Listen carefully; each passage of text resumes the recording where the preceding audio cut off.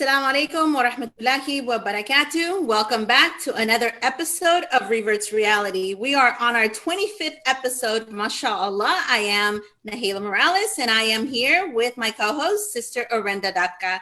Today we have a very familiar face, a beloved sister, friend, and my manita in Islam, mashallah, Wendy Díaz from Hablamos Islam. And Porque Islam as well. And I mean, she wears so many hats, mashallah, tabarakallah. Thank you for being here, Sister Wendy, and good morning, ladies. How are you? Assalamu alaikum. Alaikum. Alhamdulillah. Alhamdulillah.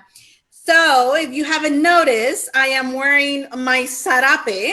This is a Mexican traditional piece of garment.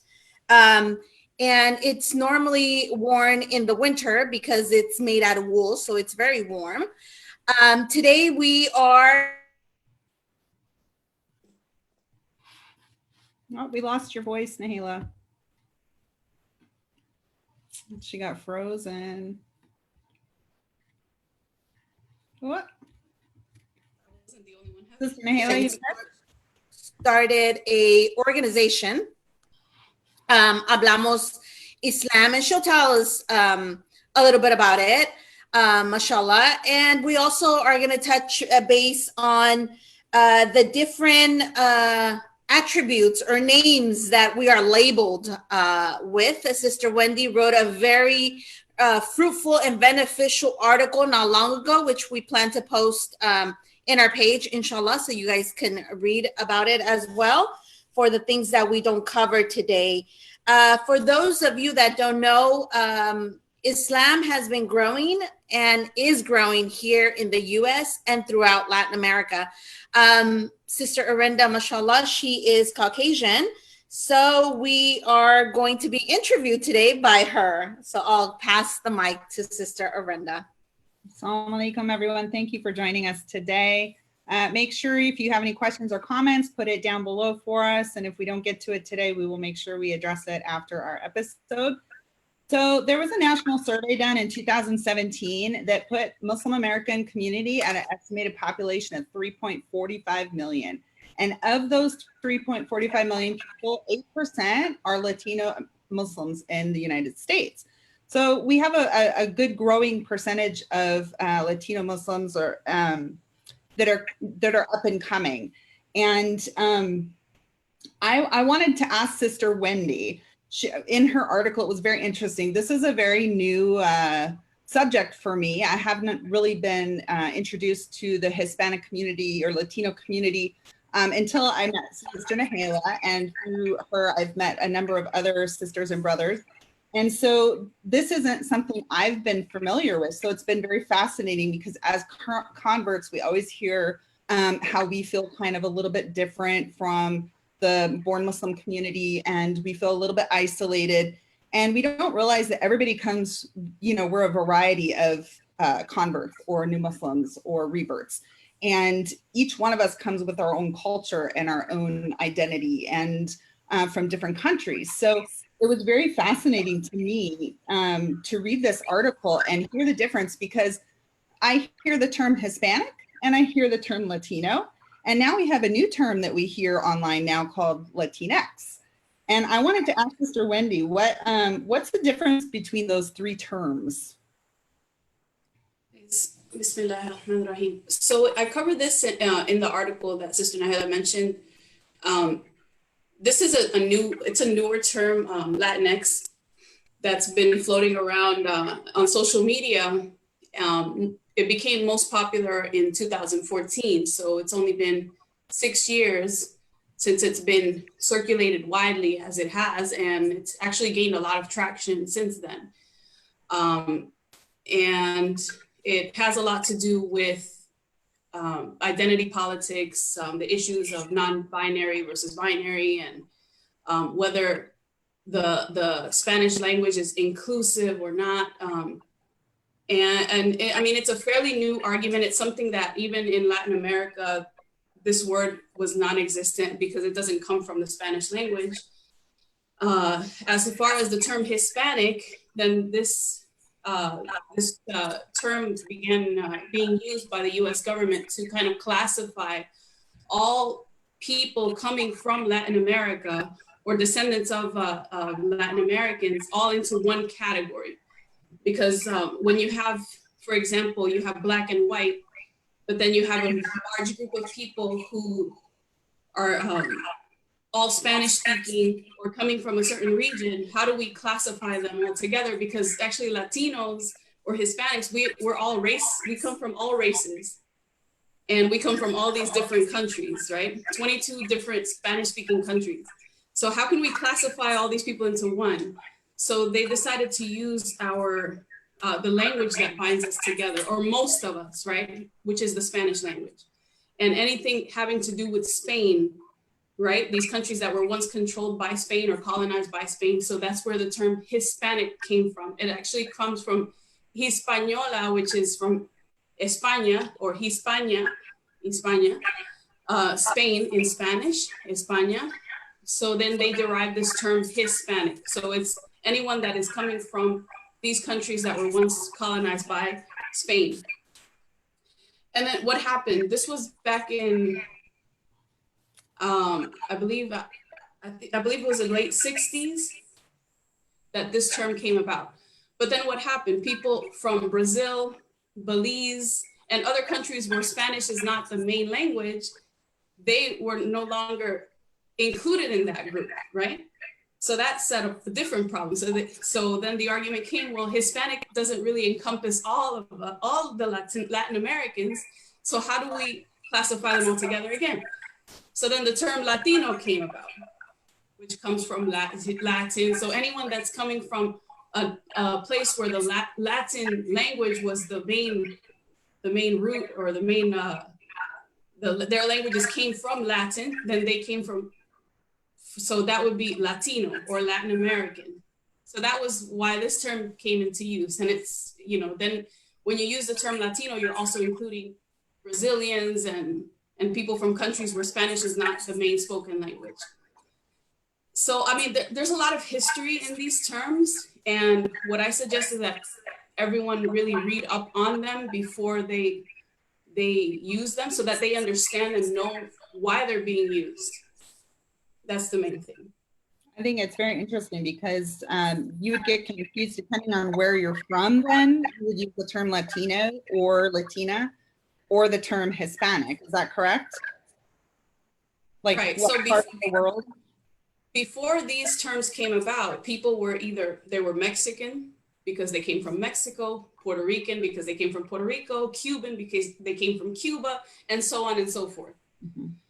But again, it was just a way to classify all Latin Americans under one banner. So in the community, when you guys embraced Islam, are you guys oftentimes lumped together into one group? Like labeled? I know that everybody's Mexican for the I don't want to say it. I'll say it, but yes, please say it. So subhanAllah, and this is Revert's reality, right? So we're gonna get real here, but let's get real. So what happens is that our community, our Muslim community at large, has very little knowledge or education about Latin America and about Spain and about the 22 countries that Sister Wendy's talking about. So what is normally in the media, because it's border, south of the border, or our next door neighbor is Mexico. So automatically we are all put in this melting pot and labeled as Mexican, no matter where you come from, as long as you're speaking Spanish. And so I remember in New Jersey, there weren't a lot of Mexican Muslims, right? There was more Caribbean, like Puerto Rican, Cuban, Dominican. And at one point I stood out as the only Mexican in the community, subhanAllah. And so to be the only Mexican and then everybody be classified as Mexican, it's pretty detrimental to the community at large, because I mean, it's just like anything else. And I think the community or whoever's watching will understand. If we say Pakistani and you're from Bangladesh and we say, oh, it's the same thing, you will flip. You will say, no, no, no, no, it's not. Or somebody from India and you say, oh, Bangladesh, the same thing, Pakistan, India, Bangladesh, the same thing. Obviously it's not. And that's where today's program, we hope that we're able to dismantle and we're able to clarify and educate, right, a little bit of what these terms really signify. Very and good. even if some people will argue, well, they used to be the same country. Okay, so let's take it another step. Let's say if you go to an Egyptian person and you call them Yemeni, no, they're not going to accept it. And by the way, I know this firsthand personally. So yeah, it's completely different countries, completely different dialects of Spanish, by the way. Completely different cultures sometimes, even within Mexico itself, right, Nahela? There are different cultures in the south of Mexico and close to the capital, in the western side, completely different. So how can anyone say, one person is everyone is Mexican or something like this? No. Yeah, absolutely. That's the one thing that people don't quite understand. And even within Mexico, subhanAllah, I'm from the city, I'm from the capital, Mexico City, and I travel to Chiapas. They are south, like in a bus, it's about 15-hour bus ride. And so it's way south next to Guatemala, which they have, actually, I learned this last year, that Chiapas used to belong to Guatemala, similar to like Texas used to belong to Mexico. And so a lot of their cultures are more Central American than Mexican, similar to the North, because we're so close to the United States. There's a lot of lingo, there's a lot of words that are Spanglish, and they will understand at the border, Monterrey, this border between Mexico and the US. But in the city where I'm from, we'll be like, what kind of Spanish are you speaking? Because I don't understand what you're saying. So yes, absolutely. Food, culture, environment, weather, everything has an effect, even within Mexico. So in learning about this, if I was to approach someone myself so that our audience can kind of have a better understanding, what would you prefer that we ask what part of the world you're from? And would that depend on how would we refer to you as, like, do you prefer, and just me trying to understand this, the terminology and how it would affect you guys, using the term Hispanic or Latino, is there a boundary between that we should understand as your fellow converts? Because there's a lot of us who don't know about this, right? Even though we're all converts to Islam, this is something totally new to me to learn about. So of course we have our born Muslim, seasoned Muslims we're talking to help them understand, but as well as our own convert community too. So what do you guys say about that? Go ahead, Wendy, Wendy. sister. Are you there? Oh, did you hear the question? Which is it for myself? Okay. Yes. So for me, I believe that if I would love for someone to come and ask me, what part of the world are you from? Because mashallah, it's so much better than someone assuming. A lot of times people will see us and they'll assume that we're Arab or we're South Asian because of the way we look. So a lot of us as Latinos, we blend in to the rest of the congregations, right? No one really knows where we're from. We're kind of incognito that way. So it would be great to have someone ask, what part of the world are you from? And I'll say, I'm from the Caribbean, I'm from Puerto Rico, and we'll take it from there. I personally identify myself as Puerto Rican. And of course, to include myself in the greater Latino Muslim community, then I would say I'm Latina. Latina being the feminine version of Latino, right? In the Spanish language. So I would say yes, but I don't have any issue with the term Hispanic either. because we do share that commonality with the Spanish language. I don't mind either one, but having someone actually acknowledge where you're from and being interested in that, I think it's important. Absolutely. How about you, Sister Nahela? I agree with Sister Wendy. I agree with Sister Wendy. I also identify myself as a Mexican, Mexican American.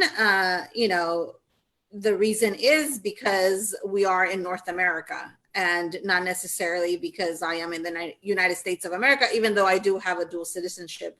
But I am Mexican American, and similar to Sister Wendy, I have no problem with this Hispanic term because my paternal grandmother is actually Spanish from Spain. So I do have that in my blood as well as indigenous blood. So great. Thank you so much. Clearing that up a little bit. And this is something I'm learning. I had to do a little research up on this before our episode today, because it really was something I was not aware of at all. So I'm glad that you guys, we decided to bring this up on our episode today. There's a number of Latinos that are born into Islam or they're generational, but it's mostly a lot of the majority of the Latino Muslims have converted to Islam. And researchers have also determined that Latinos are more likely to become interested in Islam due to similarities between Islam and Catholicism or Christianity, particularly because they're monotheistic religions. But why do Muslims need to understand? Why do we need to understand Hispanic heritage and how it fits in with the Islamic heritage? Because it seems to be kind of a similarity there with the two heritages. Sister Wendy? So I wanted to mention just we were talking about our identities. We also, now there's this movement to kind of discover exactly where you're from, what your roots are. All of these different ancestry groups, that have popped up, that you can actually send them a sample of, your saliva or hair sample or something, and they'll tell you you're, 35% indigenous, you're, 13% Caucasian or European. So I think that a lot of people are really, really into what their heritage is. And one of the things that is happening now within the Latino community is that a lot of people are identifying themselves more with their indigenous roots as well, because a lot of us feel like this culture was imposed on us, the Spanish culture, also a lot of us, we're descendants of African slaves. So there's now these terms of Afro-Caribbean, Afro-Latina, Afro-Mexican. So people that, can identify themselves with those roots that have been kind of whitewashed, right? How does our ancestry tie in with Islamic ancestry? We have learned more and more, and we're still learning a lot about what was going on in the world before the Americas were colonized by Spain and Portugal and other European countries. What was happening at the time in the world? Who were the world superpowers of the time? And it was actually Muslims. There was the Ottoman Empire. There were Muslims controlling Spain for 800 years. And all of this was happening right before Christopher Columbus got the 3 ships and sailed the ocean blue and came to the Caribbean. So now we're starting to discover, a lot of us have Muslim ancestry. The slave trade as well, 30% of slaves that were brought to the Americas were Muslim, according to historians. So how much Muslim blood is running through our veins? Some of us more than others. There are also, there's also journals by some of these explorers that actually describe what they saw in the Americas as mosques. There are Hernán Cortés said there are 500 mosques in South America. How is that possible? Were they really mosques? There's an argument about that. Some people say, well, he was just describing it as how his worldview was Christianity, Islam, right? So anything that was outside of Christianity was Islam to him. So maybe he was just describing these buildings as being mosques, but they weren't really, right? Masajid, but they're not. Or were there really masajid in the Americas before Columbus? Were there African explorers who did cross the Atlantic Ocean and arrived way before the Europeans did? A lot of these things we need to still discover and explore more. And it's really fascinating. Mhm. You know, we've been taught a certain history, but it's not 100% accurate. So it's up to us to really look back and read as much as we can and get to know who we really are and where we came from. Yeah, I think it's very important to have a historical understanding of our past, because that helps us understand our current situation now. And as so, you said, if I may interject, one of the ways to actually learn is to get to know one another. You know, like Sister Wendy said, oftentimes we are automatically coming to the assumption that someone is from somewhere without even asking. So Allah tells us, and I think I mentioned this verse of the Quran every time, but Allah tells us in the Quran that He created us, you know, into nation and tribes to get to know one another, and we don't do that enough, right? We need to make sure, you know, obviously pre-COVID, we were not inviting one another to our homes. We were not opening those doors. And so one of the ways to get to know one another is through food. I know that this pandemic has got me cooking like crazy. And so I've explored my own cuisine, right? My own different dishes. And when I post online, it's like, okay, I can't wait till COVID is over so you can invite me over or you can bring this dish. So get to know one another, whatever means that is. I think it's imperative at this time to really open the doors of our minds, of our hearts, and of our homes.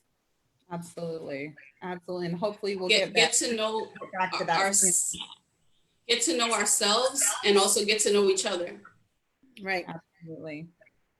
We have one of our viewers here has a question for you ladies. Sister Jacqueline asks, she thinks a lot of the cultural values in the Caribbean, Mexico, Central and South America mirror the values of Islam. For example, hospitality and having a positive mindset. Sisters, have you experienced this? And Alhamdulillah, our Latino brothers and sisters may excel in these values to share with the Muslim community. Have you both experienced this yourselves? That you see that similarities in the values? I think we have a lot of similarities, of course. I mean, it takes us back to the historical aspect of, you know, that the Muslims ruled Spain. And so a lot of that was brought. And with that, in our Spanish language, we have over 3,000 words that derive from the Arabic language, you know. 6,000. Okay, well, I was left at 3,000. Okay, now 6,000, mashallah. I said over 3,000. So, okay, over 6,000, mashallah. And so, thanks for the correction. And so even, you know, when you're giving, when you're teaching your own family, for example, my own family, that always said, why did you go look for a religion so far away, you know? And I remember one of my, I did an interview with Wilfredo, a lawyer from Florida. He's like, well, what part of America is Jesus from? You know, and that is so true, subhanAllah. So they see us as so foreign, so far away, but yet we have so much in common, and the similarities are beyond. I mean, the hospitality, of course, a lot of the foods, and obviously the language. The language is a biggie. We are speaking Arabic, and that's what I tell my family. You're speaking Arabic without even knowing. You know, ojalá means inshallah. You know, pantalón is pantalón. Rus is arroz. So it's like so many words. You're actually, you know, Arabic, and they get fascinated. Now that so many years have passed, they're a little bit more open. Obviously, it's taken some time. But like Sister Wendy said, we have to get to know ourselves, our culture, both our Hispanic, Latino culture, and our Islamic culture. Mashallah, over 6,000 words. That is a big similarity there. Sadly, there's been a suppression of our history, and we have to acknowledge that as Latin Americans. There has been a suppression.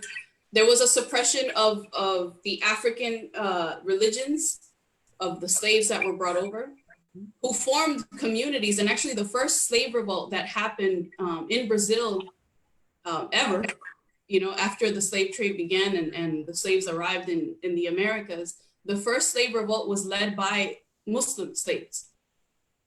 The Spanish Inquisition, the objective behind it was to suppress Muslim, Islam, Judaism. It was to suppress that. So you have people who were generations and generations following a certain religion, and then they were forced conversions. There were mass executions, and all of these things taking place. And then there was just a whitewashing of our history, where we have only learned about the European conquistadores who came to liberate the people and bring Christianity. What were we practicing before that? You know, and another thing is, Allah subhanahu wa ta'ala says in the Quran that he sent a messenger to every nation. So we know that Allah's words are true. So even if you don't acknowledge the history of Spain and Africa and West Africa before the colonization of the Americas, you do have to acknowledge that Allah promised that he sent a messenger to every nation. So even those nations that were existing before the Europeans came, they had a chance to accept Islam. Some of them must have been Muslim. There must have been prophets and messengers that walked in these lands, and we have to acknowledge that. How has that shaped who we are? Yes, absolutely. We are family-oriented people. We are people who believe strongly in one God. We are people who follow, we practice what we preach. That's what I feel like. When we finally embraced Islam, it was because we were looking for that spirituality, and we wanted a religion that actually put into practice what was being taught. And we didn't find that in Christianity, unfortunately. And I mean, alhamdulillah, right? But we didn't find that. And that's what drove our passion to really find ourselves and find this religion. And I think the more you understand about your own culture and the more we understand, it actually helps you guys even strengthen your faith, I would think, knowing that behind it, that we are not told, right? That's something we kind of have to search out since we don't get the accurate news all the time. I had a question for you ladies. I know the Latino Muslims in the United States has been growing, mostly in part due to activism by Latino Muslims, and they've established online. And I know we've had one of our viewers here ask if there's anything in Queens for a group, but there's been a lot of online and organizations that have been started, personal blogs. And another thing that they've mentioned, some of the researchers, Latino Muslims often do not live amongst other Latino Muslims, which I found interesting because, you know, we'll see the Pakistani community or Arab community or whatever different ethnicities we see. There's a lot of large communities, but they're showing that most of the Latino Muslims are not living amongst other Latino Muslims. And so these websites and organizations and blogs and whatnot that have been created by other Latino Muslims, it's a means of creating a community for a group of people that often live in isolation from others like them. And I was just wondering if you find that to be something that has been helpful, the activism and all of these organizations that have been started to kind of help the Hispanic community feel, you know, Latino Muslims feel like they're more united in their heritage and not lose sight of their heritage, right? Because we always talk on Revert Realities about when you become Muslim, it doesn't mean you have to leave everything behind, right? And so I think that's an important aspect to be able to feel like you're part of that community as well. Do you find that to be the case, Nahela? So it's a sort of double edge, I would say, right? So the internet has opened a vast opportunity to get to know one another. not necessarily uniting us per se, because we are scattered, and because our needs are different. And that's important to recognize, that we come from different walks of life, and we come from different environments and different upbringings, and all of that makes a very different impact as growth within the Latino Muslim, right? So somebody that was raised in a conventional, traditional home may lose everything upon embracing Islam. We lost you, Nahela.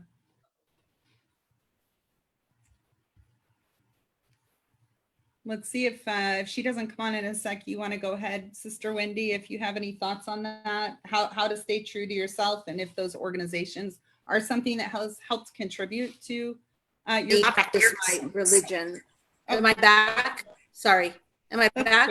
You're back. Yeah. Okay. So basically, to your question, because we're very different, it has helped, but it also, we still need more. And what I mean by that is we're so scattered out, and not everybody, just like any other, I think, community, I'm not going to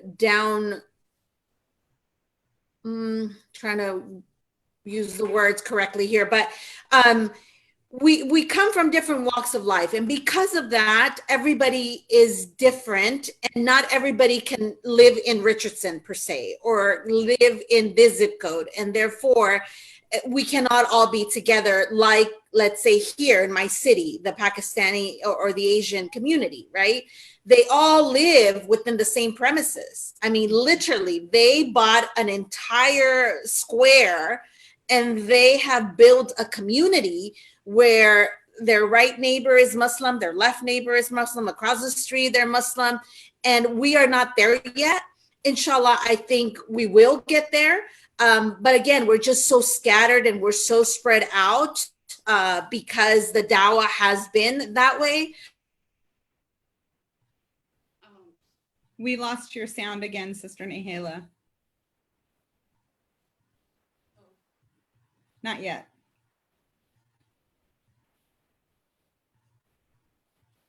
Try again. Take it away, Wendy. So there have been pockets. I do want to mention in New York, for example, there was a community that was founded by a group of Puerto Rican Muslims back in the late 70s, early 80s. And that was called Alianza Islámica. And they were around and very active from that time all the way up until 2005. And they're still around. Some of the founders are still around, and we respect them as some of our pioneers, mashallah. There was also a community in Newark, New Jersey that came around the same time or right before they did. So there was a group of Latino Muslims that were very active in Newark, and they all lived close by to each other, and they made it a point to start that community. But like Sister Nahela said, a lot of us are spread all over the U.S. There are pockets that, in bigger cities where there is a larger Hispanic population, like in Chicago, in Orlando, in Miami, in New Jersey, where Sister Nahela and I both were part of the North Hudson Islamic Educational Center, which is in Union City, New Jersey. And that is a hugely Latino, Hispanic populated area of New Jersey, of northern New Jersey. And actually the mosque there, the masjid, is run, or it was founded by mainly Palestinians and other Arab Muslims, but about 30% of the congregation is Latino because of where they're located. And then I also want to point out that in the 90s, Latino American Dawah organization was founded, and it was actually a Yahoo group, because back then we didn't have Facebook and we didn't have all the things that we have, all the social networks that we have now. We had Yahoo groups, we had AOL chat rooms, and all of those things. And Juan Galvan, who is the compiler of the book Latino Muslims, Our Journeys to Islam, he was one of the main administrators of Latino American Dawah organization. And the whole point of that coming about was to unite and to kind of bridge and network all of Latino Muslims that were in the US during that time. So I had the opportunity to form part of that group as well. And there have been others. And it's just a matter of all of us kind of connecting in a way. A lot of us all know each other. It's amazing because I know sisters from California. I've never met them in person, but I know about them and they know about us on the East Coast. And likewise in Florida, we know people there. So we all kind of try our best to connect in some kind of way. And yes, moving forward, I think there will be more and more. I mean, right now in Houston, there's a Hispanic community. I think in Dallas as well, that's formed or been forming. I think we'll see more of that happening in the future. I have a thought that just came to my head as you ladies were sharing your thoughts on that. I know that in Islam, of course, we're all here to know one another, correct? And we always talk in Revert Realities about how we want to, we connect with other converts because we all can understand where each other comes from and the experiences we go through as we embrace Islam. But at the same time, we want to be able to connect in the larger community, right? We don't want to be in little groups of people. But how does that play into you guys in your heritage in terms of when you embraced Islam? How are you able to stay true to your Hispanic or Latino identity while also being Muslim? I mean, how have you been able to make that work in your world without letting go a lot of that? Sister Nahela. Okay, hopefully I won't go in and out again. Sorry about that. So I'm true to myself. And one of the ways that I've been able to maintain that is by annually visiting my country to make sure that I learn more about it. In the midst of all that, I've had the opportunity and been very blessed to give dawah in Mexico, in my native Mexico, for years now, going on a decade, I would say. I've not discovered, but I actually, I discovered on YouTube our indigenous community. And so for the last 8 years, I've been going to Chiapas and learning about them as well. So I guess the way I've been trying to maintain it is by not forgetting, where I come from, my roots, learning about my heritage. My grandmother was a big influence in my life, and I guess holding on to those values and those principles that I was taught as a child, they're very similar to Islam. And so I always, when I say a proverb, it turns out to be a hadith. So it's very similar. Like one that I never forget is, dime con quién andas y te diré quién eres. Tell me who you're with and I will tell you who you are. So basically, that's a hadith from our prophet, sallallahu alaihi wasallam. Not sure if I'm going in and out again. No, you're good. You're okay. Good. So I try to also implement that in my home. So it's very important for my son. My son actually is biracial. So he is Colombian and Mexican. So he has two different identities on top of the American, and identify himself as a Muslim.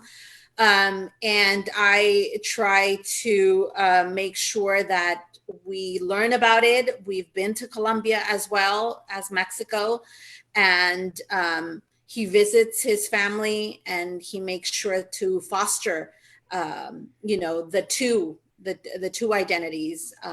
I think that's the best way to continue learning about where you come from and not forget, continue eating your food, like we're ending Hispanic Heritage Month, I make sure that I I read books about it. I provide material to him. I send him Sister Wendy's article just so he couldn't understand, what the labels mean. So educating as a whole, as a family, I think it's very important. And also not losing your language, which is big, big for Sister Wendy. And I applaud her because her kids speak perfect Spanish. My son is not there yet, but he understands everything and he does speak it. I mean, every time we go to Mexico, he comes back more fluent. And that's also very important. On the same way that I encourage, Arabic speaking parents to speak Arabic to their children, a lot of that is being lost. I know families that only speak English when they can be trilingual. And I've seen families be trilingual as well. And my hat's off to them. I know a family in Houston, they all speak Urdu, Spanish, and English. All the children, everybody. And it's so beautiful to see that. So I highly encourage to hold on to your roots, to your heritage, to your food, and to your language. Makes a lot of sense. So Wendy, how about you? Just to add to that, this is the same for not just the Latino converts, but for converts in general. I think sometimes we have to sift our way out of what is culture and find what Islam truly is. So one of the things that, in my experience, when I came into Islam, I was highly influenced by an Egyptian family, and I had to really spend some time learning about Islam to understand what is culture and what is not, and what is acceptable for us and what is not. A lot of converts think that, for example, you can only wear one color, right? As women, we can only wear all black, or we can't, do this and we can't do that. But in reality, if you look at the Islamic world, you'll see the differences in clothing. You can go to Indonesia and see some of the brightest, most beautiful clothing. And you go to Africa, same thing. And of course, in the Gulf region, you have a different style of dress. And so you can be yourself. You just have to find the way to make sure that you're adhering to the tenets of Islam and the etiquettes of Islam within your own culture. And that's very, very important. And it's a learning curve, I think. But inshallah, I want to encourage everyone who is coming into Islam, don't stop being yourself. As long as you're following the rules of Islam, don't be afraid to be you, and always stay true to yourself, because that way you will be much happier. And by the way, there's a lot of people that say that they might even look into our conversation and say, well, there's a lot of nationalism or tribalism. Why do they say Latino Muslims? Why don't they just say Muslims? And yes, of course, we're all Muslims. We're not trying to divide ourselves or anything like that. But we know even of some companions who went by their names, that told where they were from, right? Suhaib al-Rumi, right? We know of Salman al-Farsi. We knew that there was something that distinguished them from the rest of the companions, where they were from. There's nothing wrong with acknowledging where you're from and keeping your identity, as long as you don't take it to an extreme. And thank you for acknowledging that, because that is important for all converts, right? Anybody who's embraced Islam, to recognize, there is a big challenge we go through to a certain extent of weeding out culture from Islam and making sure we're following as best we can the Quran and Sunnah. And Imam Wesley LeBron, I know for you guys, when you mentioned keeping your heritage, a lot of the similarities we spoke about earlier between your heritage and Islamic heritage, and Imam Wesley LeBron shared some of those similarities I just wanted to share here with our viewers. You guys have the similarity of making elders of a big importance in the household. Your parents, of course, high importance. Hospitality when people come over to visit. That's very big in the Muslim tradition, as well as the Hispanic tradition. Importance of your family, being very dedicated to the belief in God and making Him number one in our life. The role of men and women in the family. So he goes on for quite another list. So I see there's very many similarities from your heritage. So I'm sure coming into Islam, those things were something that really keep you grounded and it is part of your heritage. So that's amazing. That's not so much so what we had growing up. As you know, I'm a Caucasian American. We didn't have those. I learned a lot when I embraced Islam in terms of elder respect. And, you know, we wish we would behave that way. And many years ago we did, but culture over time has changed and it's even, you know, less of importance now in the younger generation. So I wanted to talk a little bit about, we're coming to the end of the hour here. I wanted to talk a little bit about the importance of dawah. And Sister Nahela, you touched on this a little bit in terms of how to keep your heritage when you go and visit Chiapas, and you do dawah all the time over there. And so how important is dawah in terms of, you know, you guys, is that something that's more important for all of us to make sure we're making dawah to the Hispanic community or Latino community? Or is that something more so in your group that's really of importance for you guys to participate in? So it is very important. I forgot exactly the number, and maybe you can help me, Sister Wendy, but I think it was, okay, let me not even go through numbers. I don't want to chop it off, but it is very important because we are the largest minority, the Latino Hispanic, and we continue to grow. And therefore is a responsibility upon us to convey the message of Islam to our fellow neighbors. And so here in Dallas, I mean, there's pockets of Spanish-speaking Latino Hispanic communities that perhaps have never met a Muslim. I mean, I've gone into bakeries speaking Spanish and their heads turn. It's like, subhanAllah, how can you have never met a Muslim? The other day I went to pick up food at a Iraqi restaurant, and the lady taking my order was from Mexico. So they are working for Muslims, and they're not even, they don't even know that we exist, that Latino Muslim exists. And that's shame on us as a community as a whole. And so she was very shocked that I spoke to her in Spanish. And then when she learned I was from Mexico, she's like, oh my God, so your husband is from over there? I'm like, no, I'm not married. And so she was just trying to understand why I was Muslim, right? And so I had a very brief conversation with her, but it really disappointed me that I asked her, how long have you been working here? And she said, 2 years. So you mean for 2 years, you have not, you don't know anything about Islam? I mean, how can that happen? And so it happens more often than it should. And anyone watching, it is our responsibility. I mean, the Prophet ﷺ tells us, even if it's one word. So we are supposed to be conveying the message of Islam. And we guys got to get to know our neighbors, and every opportunity we have, or at least every opportunity I have, I make sure if I see a Latino, I speak Spanish. And that just kind of ignites, sparks conversation, and it gives me the opportunity to say, hello, here we are, you know, and no, I'm not married, and no, it's not because, you know, my husband is from an Arab country. And so it is very important. And I think we should take it more serious than we do. I travel all the time with Why Islam pamphlets, both English and Spanish, to make sure that when I do have that opportunity, and perhaps I don't have the time, I can always leave a pamphlet. And so I encourage our viewers to go to www.wyislam.org/bazaar and order these pamphlets. You may not be equipped, or you may feel that you're not prepared to give dawah, but you can always hand a pamphlet, you know, and I think that's important, and it's our responsibility. Absolutely. Sister Wendy, how about you? What's the importance that you feel dawah plays a role in your world there?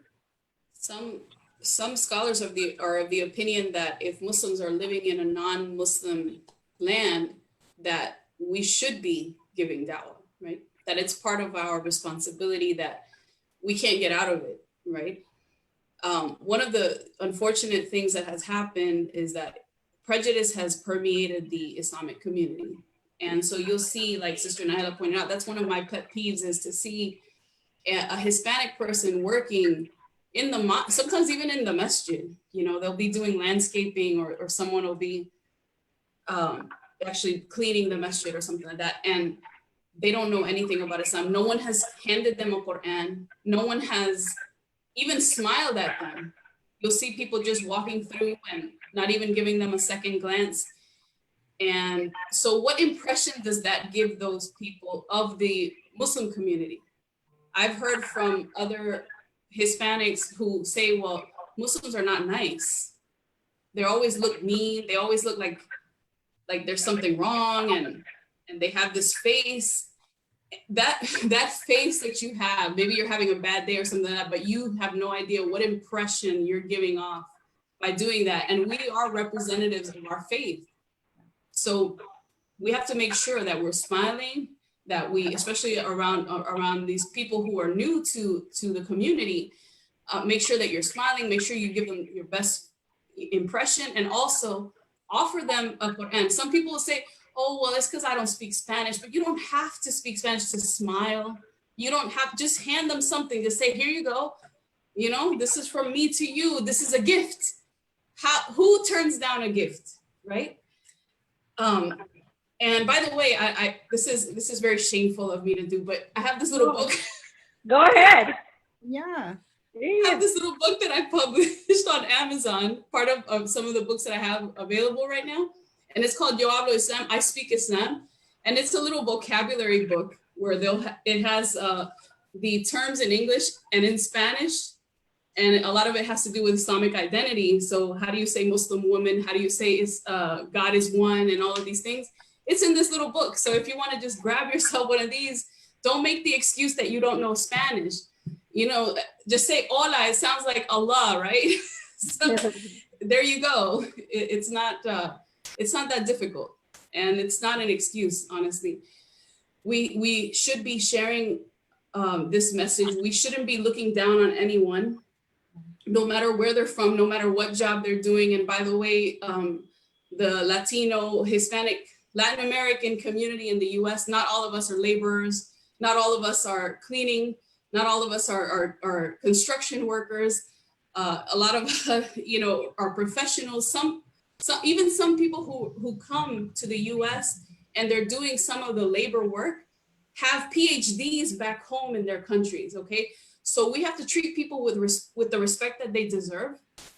And it doesn't matter where they're from. And Islam is not something exclusive. It's not something that we don't share, that it's only for me and my people. No, we are all Allah's people. We are all Allah's creation. So we all deserve to know what Islam is. MashaAllah. Very, very good points. And I think it carries over to any ethnicity, right? I mean, we all have a responsibility. I only speak English. I'm one of those households that only speaks English. Sadly, I wish I knew other languages, but I find that to be the case too, even when I've been out in the public eye. People just don't know if you're not going to be friendly, you're not going to be outgoing, you're not going to be somebody that seems approachable, they're not going to know about your faith. And so no matter what, group that you are more attributing your time to, it doesn't matter what it is. So following the sunnah to smile, right? Happy face, be approachable, don't be shy. I think a lot of times, even when I converted, I was really shy to share, and the term dawah really scared me. And it's not really about going to try to convince anyone. It's just portraying those characteristics and those manners that we've been taught. And for people to recognize that, and especially if we don the hijab, we're the representatives, and our character comes through, and that's what people will be interested to either learn or not learn about. So very good points, sisters. We're at the end of the hour, and I just wanted to know what you guys, if you have any last words for our audience that you would like them to know about in terms of our talk today, last points you would like to give. Sister Wendy. I spoke enough, but Jazakumullah khairan for having me first and foremost. It's been a pleasure, and if anyone has any questions, please send them our way and we'll try to get them answered, right, Sister Nahela? And if there's anything that we said that is wrong, then may Allah forgive us and make us better. Any suggestions or comments, like I said, please send them our way. And make sure look for our sister Wendy's books on Amazon. She has many in her collection. She found a need and she fulfilled that need, alhamdulillah. So thank you, Sister Wendy, for your work to help educate. Sister Nahela, do you have any last words you want to share? I would say share this video. Share this video, and it's important to educate. So let's continue learning from one another. And one of the ways to empower one another is to learn from each other. And so this video, I think it has enough juice, enough content to teach anyone that may not understand the different terminology. And we didn't even touch on Latinx. That's a whole different, I guess, another program, but stick to Latino, Hispanic, or wherever you're from. If you're Mexican, you know, Puerto Rican, Costa Rican, wherever you're from, I think that encompasses that aspect of it. But please do share and let's get to know one another, like the Quran tells us. So Jazakallah khair for coming, Sister Wendy. And yes, like Sister Orenda said, check out her books. They're awesome. My son has been learning since he was yay high, and so they're very beneficial. Everything is bilingual, so no excuse not to buy them. You'll learn Spanish, so free Spanish lessons. Let the Spanish scare you. Yeah, don't let the Spanish scare you. So no, but Jazakallah khair, Sister Wendy, for always coming and making yourself available. I know you're very busy, and we sincerely appreciate you and love you for the sake of Allah. Yes, thank you, ladies, for clearing up my understanding into the heritage background for you guys. It was very enlightening. And do we have any special announcements we have for this weekend, Sister Nahela? So this weekend, we only have tomorrow. Tomorrow is the Friday reminder, which another female will be on, Women Empowerment. Not that this is only a woman organization. Let me clear that up. You know, we're both brothers and sisters, mashallah.